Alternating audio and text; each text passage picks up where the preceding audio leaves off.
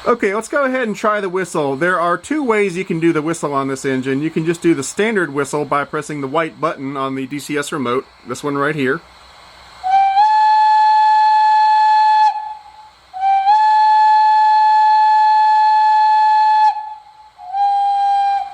Or you can do the quilling whistle. To activate the quilling whistle, you press this soft button right here.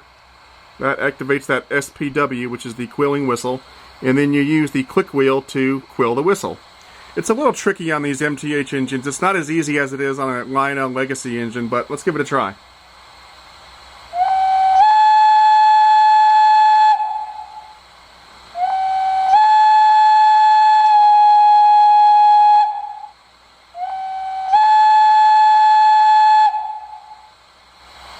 Let's give a listen to the bell. Now, I've gotten some messages from some of you guys saying that at least some European steam engines did not have a bell.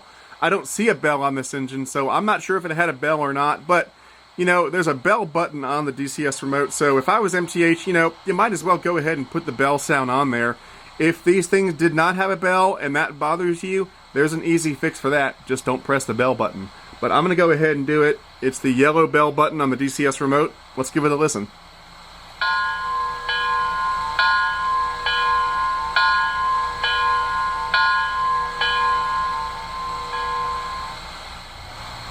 Now let's try out some of the crew talk. As I said, it's all done in German, which is pretty cool. Let's give it a listen. Now, I'm not fluent in German. There's a few words here and there that I understand, but by and large, I don't know what they're saying. They're probably saying something like stupid Americans or something. Who knows? Das waren heute sicher 400 Kilometer. Da müssen wir noch eine Nachschau machen. Sepp, hast du auch das Anfahrrad überprüft? Der Kasten war voll und die Streurohre frei. Verstanden. Sepp, wie schaut Bremsen aus? Ein bisschen viel Spiel. Schreib sicherheitshalber einen Reparaturzettel. Pretty cool. The last sounds I want to talk about are the accent sounds. If you just let the engine sit here for a while, it'll do all sorts of random sounds that are really neat. I'm not going to do it on this video because it'll take like 5 minutes to hear all those sounds. But if you get this engine, just let it sit on the track running for a while and you'll hear all sorts of cool sounds. I mentioned earlier that there are a couple different configuration options for the lights on this engine, so I want to show you those real quick.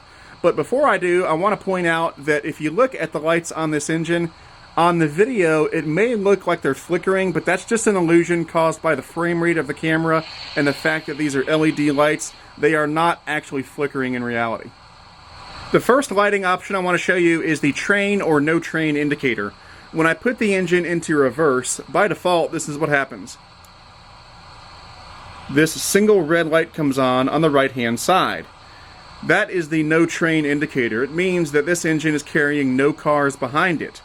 So right now, since I have no cars behind the engine, this is actually correct. If I were to add some cars behind this engine, I would want to change it to a train indication, which basically means that instead of the red light coming on, no lights come on when it's in reverse. So to do that, what you do is you hit the LMK soft key on your DCS remote, the marker light button. So if I do that, it turns off that red light, and now, here's forward, here's reverse, nothing. And that means that we do have cars coupled to the engine. If this is a little bit confusing, it may make more sense if we look at it on the tender. Here's the back of the tender, and as you can see, we've got a red light on the right-hand side, which indicates no train. That means there are no cars coupled to the engine. If I put the engine in reverse, both of the white lights come on, and now we're going this way, and then going forward again, this being the back side of the engine, we've got that red light. If I was to couple some cars to this engine and wanted to put it in train mode, I would hit the LMK soft key, the marker light soft key on the DCS remote, and now everything shuts off on the back of the engine. The lights are still on the front of the engine, but there's nothing back here because we've got cars coupled to the engine. And then when I let go of the cars and I've just got the engine by itself again, I put it in no train mode. The other lighting option I want to show you is this right here. This is the beacon light. And when it's on like this, that indicates a special service train. Now, what constitutes a special service train in European railroading, I don't know, but there it is. If you're running a special service train, the beacon light is on. If you want to turn it off and run a regular service train, you press the LBE soft key on the DCS remote for the beacon light, like this. And it turns it off. So that's a regular service train, and that's a special service train. And it looks the same on the tender. Let's take a look. Here's the beacon light on the back of the tender to indicate special service, and it works in concert with the one on the front of the engine, so they're either both on or both off. And again, to turn it on and off, you use the LBE soft key on the DCS remote, the beacon light soft key. So on, off, on again. Regular service, special service.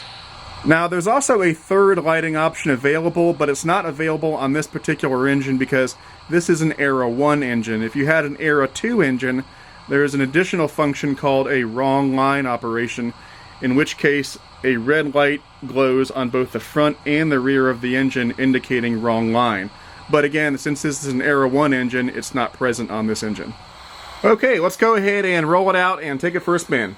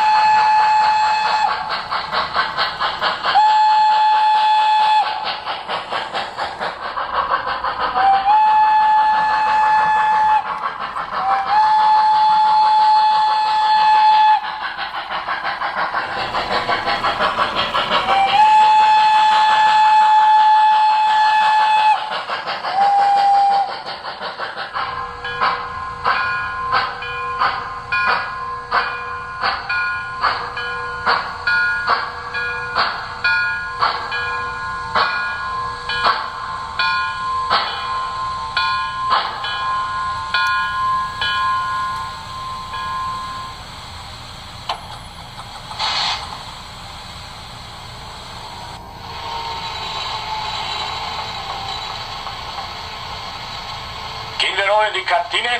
Ja, die hat schon zu. Wo waren die denn heute unterwegs? Bis nach Stuttgart. Ein schöner Bahnhof ist das heute. So, Feierabend. Wir sehen uns morgen. Gute Nacht. Ja, gute Nacht. 8:45. Okay, that about wraps it up for this review. This is an absolutely gorgeous engine, and it's by far one of the most beautiful O-scale steam engines I've ever seen.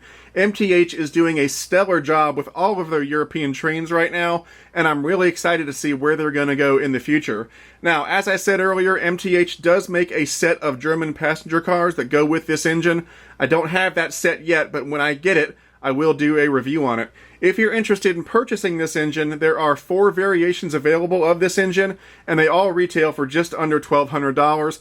Although, if you go through a good MTH dealer, you should be able to get a pretty good discount off that retail price. And of course, as always, if you're looking for a good MTH dealer, try my favorite train store, which is Legacy Station. You can give them a call at 770-339-7780, or try them on the web at www.legacystation.com. Anyway, that's it for now. I'm Eric Siegel, and I'll see you next time.